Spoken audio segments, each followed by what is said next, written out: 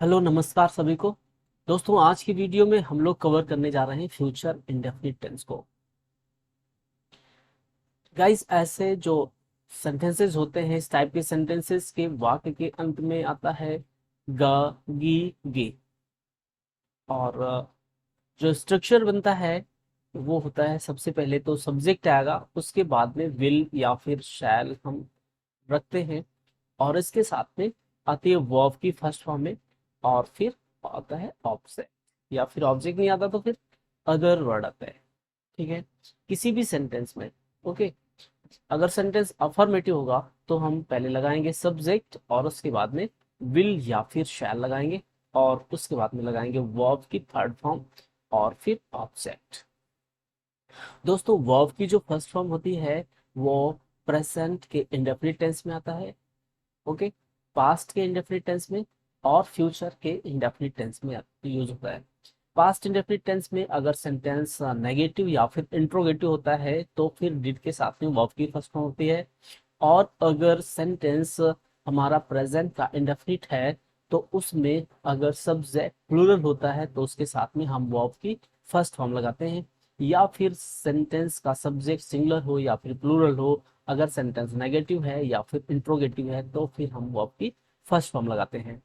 और इसी तरह से फ्यूचर का जो इंडेफिनिट टेंस है वो हम विल या शैल के साथ में वर्ब की फर्स्ट फॉर्म यहाँ पर लगाते हैं। ओके, आइए एग्जाम्पल देखते हैं। मैं कल कोलकाता जाऊंगा। मैं कल कोलकाता जाऊंगा। इस सेंटेंस से ये पता चल रहा है कि फ्यूचर में काम होने वाला है, अभी हुआ नहीं है। प्लानिंग को बताता है कि हम क्या करने वाले हैं। मैं कल कोलकाता जाऊंगा। कौन जाएगा? मैं की इंग्लिश होती है आई।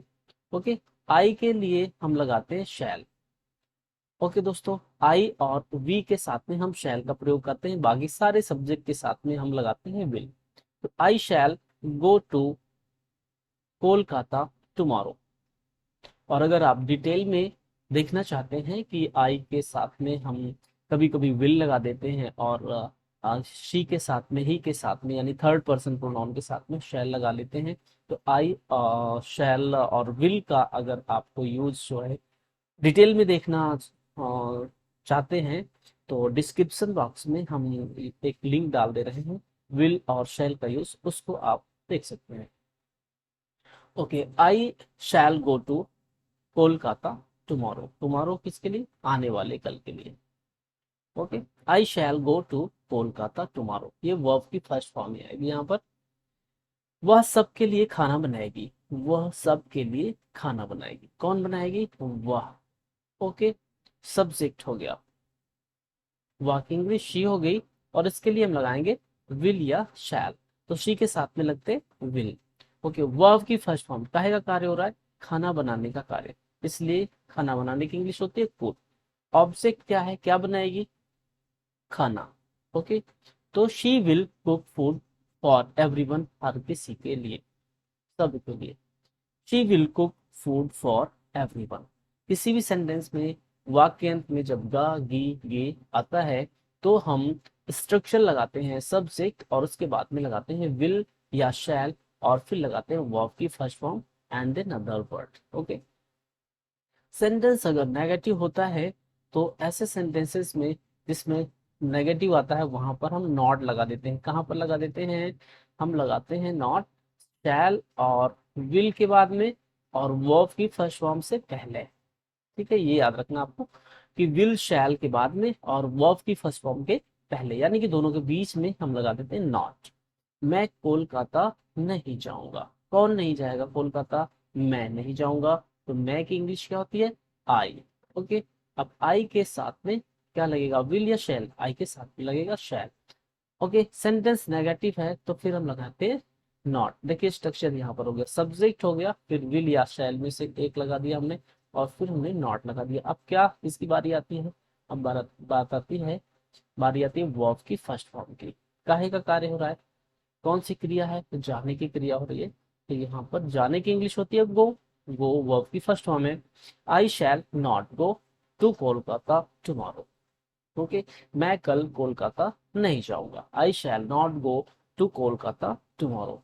नेक्स्ट सेंटेंस देखते हैं। अगला एग्जाम्पल देखते हैं, वह सब के लिए खाना नहीं बनाएगी। कौन नहीं बनाएगा? वह नहीं बनाएगी। तो हमने लगा दिया वह के लिए शी। अब सी के साथ में विल लगेगा कि शैल? सी के साथ में लगेगा विल। और सेंटेंस नेगेटिव है तो हम लगा देते हैं नॉट। और वर्ब की फर्स्ट फॉर्म, वर्ब क्या है? कुक। और उसके बाद में क्या नहीं बनाएगा? फूड।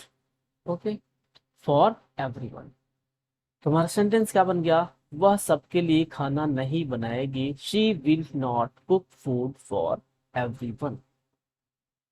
ओके, इंट्रोगेटिव सेंटेंस अगर यस नो टाइप का होता है तो उसके लिए हम क्या करते हैं? उसके लिए हम लगाते हैं विल या शैल में से कोई सा एक। दोस्तों, जब भी इंट्रोगेटिव सेंटेंस होता है तो उसमें क्या होता है, जो हमारा सब्जेक्ट होता है वो बाद में आता है और जो हेल्पिंग वर्ब होती है वो पहले आ जाती है। ठीक है, तो सेंटेंस के हेल्पिंग वर्ब के अकॉर्डिंग आपको चूज कर लेना है कि कौन सी हेल्पिंग वर्ब पहले आएगी, किस टेंस के अकॉर्डिंग। तो यहाँ पर चूंकि ये फ्यूचर का इंडेफिनिट टेंस है तो इसकी हेल्पिंग वर्ब विल या शैल होती है, इसलिए हम पहले विल या फिर शैल में से कोई एक लगाएंगे और उसके बाद में फिर हम लगाएंगे सब्जेक्ट और उसके बाद में लगाएंगे वर्ब की फर्स्ट फॉर्म, वर्ब की फर्स्ट फॉर्म और फिर लगाएंगे ऑब्जेक्ट अगर होता है तो, and then question mark. Okay, example देखते हैं। क्या मैं कोलकाता जाऊंगा? देखिए वाक्य के शुरू में क्या आ रहा है, तो क्या की इंग्लिश हम नहीं लिखते क्योंकि ये यस नो टाइप का है। इसके लिए हम हेल्पिंग वर्ब लगाते हैं पहले। ओके, क्या सबसे पहले आ रहा है तो फिर हम व्हाट में लिखेंगे, हम लगाएंगे शैल। ओके, फिर हम लगाएंगे सब्जेक्ट शैल आई। वर्ब की फर्स्ट फॉर्म देखिए, इसमें शैल हो गया और यहाँ पर सब्जेक्ट हो गया। अब वर्ब की फर्स्ट फॉर्म को लगाना है।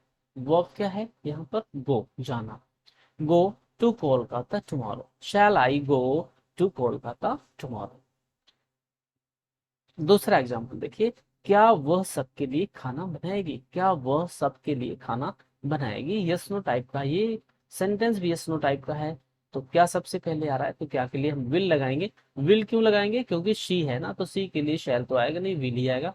विल शी और उसके बाद में वर्ब की फर्स्ट फॉर्म और उसके बाद में ऑब्जेक्ट फॉर एवरीवन, सबके लिए। Will she cook food for everyone?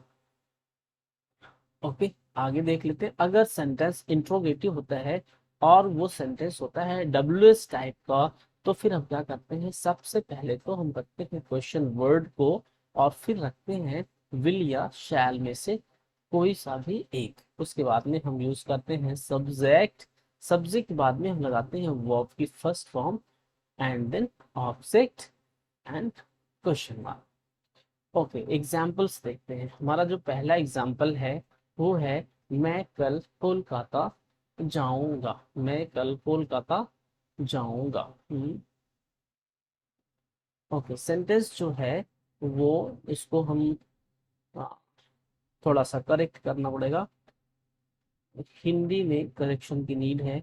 मैं कल कोलकाता जाऊंगा। Who will go to Kolkata? तो यहाँ पे मैं की जगह पर हम लिख देते हैं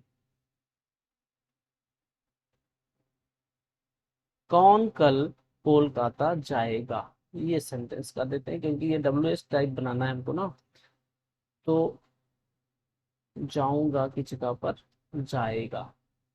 कौन कल कोलकाता जाएगा? ओके, सेंटेंस में इंक्वायरी किसकी हो रही है? कल कोलकाता कौन जाएगा? ओके, तो कौन की इंग्लिश यहाँ पर हु है। हु पहले लिख देते हैं, उसके बाद में हम हेल्पिंग वर्ब लगा देते हैं विल एंड वर्ब की first form and then other word. Who will go to Kolkata tomorrow? वह सबके लिए खाना क्यों नहीं बनाएगी? यहाँ पर क्यों नहीं लिखना चाहिए था। वह सबके लिए खाना क्यों नहीं बनाएगी?